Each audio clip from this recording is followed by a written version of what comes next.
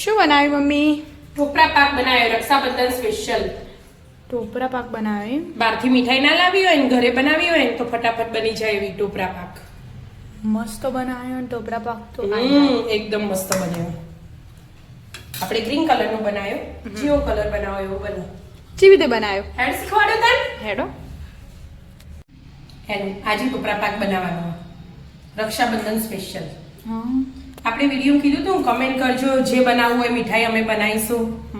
એટલે ટોપરા પાકની સૌથી વધારે હતી એટલે હું ટોપરા પાક બનાવું.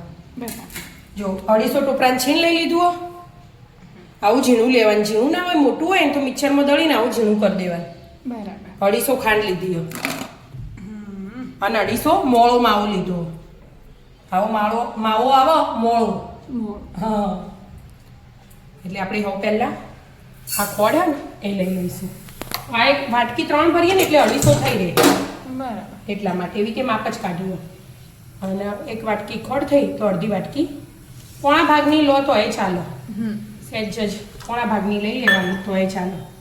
અને ઘડીક વાર જ ફૂલ ગેસ રાખવાનો, પછી ખોડ ઓગળી જાય ને એટલે ધીમું રાખીને ચાસણી બનાવવાની. ચાસણી હંમેશા ધીમા ગેસે જ બનાવવી પડે. ફૂલ ગેસે આપણે બનાવીએ ને તો પાણી બળી જાય અને ચાસણીમાં મજા ના આવે. એટલા માટે ચાસણીવાળી ગમે તે આઈટમ હોય ધીમા ગેસે જ બનાવવાની. ખોડ ઓગળીને છાસણી બની જાય. આપણે ચેક કરીશું 5-7 મિનિટ જેવું થયું હોય આપણે ચેક કરવાનું. આમ ડીશ હોય તો ડીશ લેવાનું, આમ ટપકું પાડવાનું એક. આવી પડી. અને આમ ખસે ને તો હજી થવા દેવાની બરાબર. થોડીક વાર. ખસવું ના જોઈએ. ખસવું ના જો, ટીપકું પાડીએ ને આપણે એમ ના એમ રહેવું જો. બરાબર. અને તાર નીકળીએ ને તો એક જ તાર થવો જો. એવી રીતે.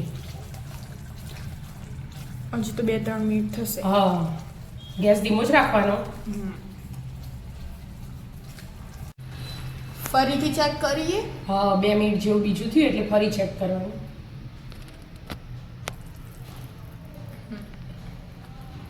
નહીં ખસતું. આમ ફેરવી જવાનું ફટફટ એટલે ખબર પડી જાય. હવે ગેસ બંધ કરી દેવાનું. પહેલું ગેસ બંધ કરીને નીચે લઈ લેવાનું કઢાઈનો.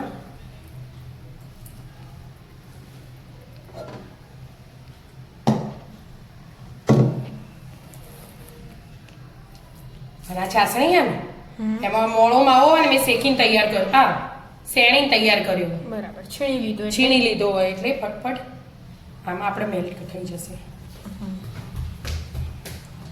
બધું એડ કરી દેવાનું એટલે લમ્સ ના રહે એમ.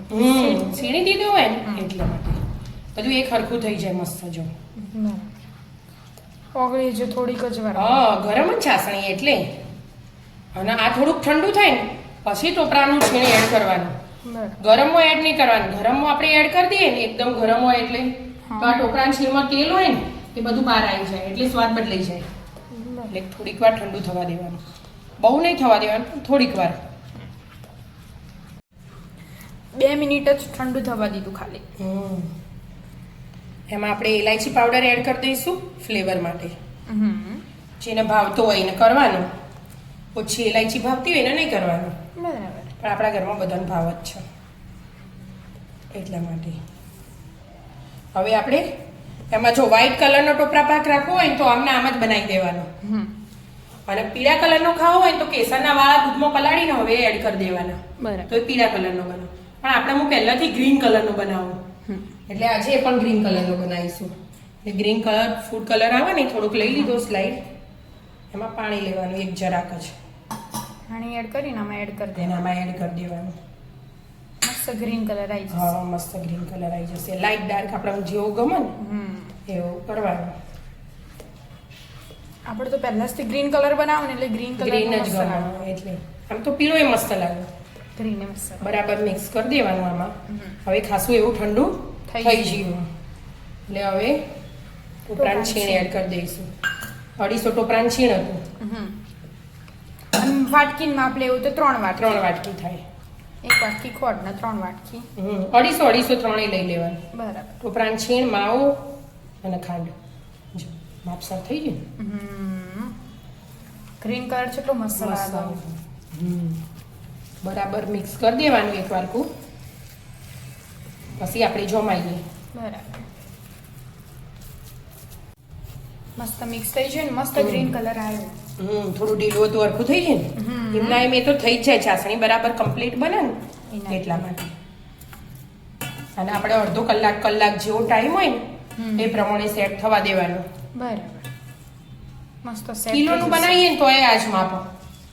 આપણે પછી રક્ષાબંધને લઈ જવો છે ને તો એટલે પછી કિલોનું ફરીથી બનાવીશ. એ થોડો વધારે બનાવીશ. હા, વ્હાઈટ કરતા ગ્રીન કલર મને તો સારું એટલે લાગે. આપણા ઘરમાં બધા ગ્રીન ગમે જેવું ગમે એવું બનાવવાનું.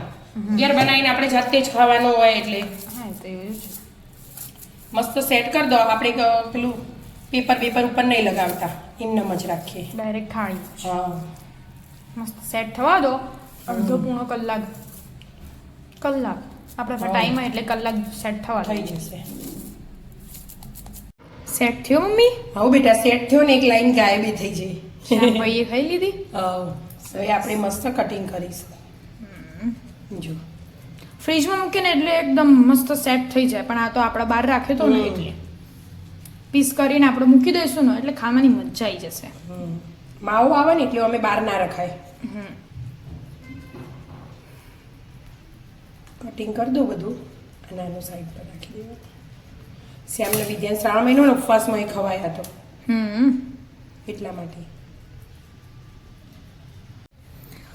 પીસ કટ થઈ છે. આવો જો મસ્ત સેટ થઈ ગયો ને. બરાબર. આવી રીતે બધા કાઢી દેવાના. મસ્ત મજાનું ટોપરા પાક બનીને તૈયાર. બીજી કઈ રેસીપી જોવી કમેન્ટમાં કહેજો મિત્રો. આવી જાઓ મિત્રો મસ્ત મજાનો ટોપરા પાક ખાવા. મિત્રો અમારા વિડીયો ગમતા હોય તો લાઈક શેર અને સબસ્ક્રાઇબ કરજો. રાધે રાધે.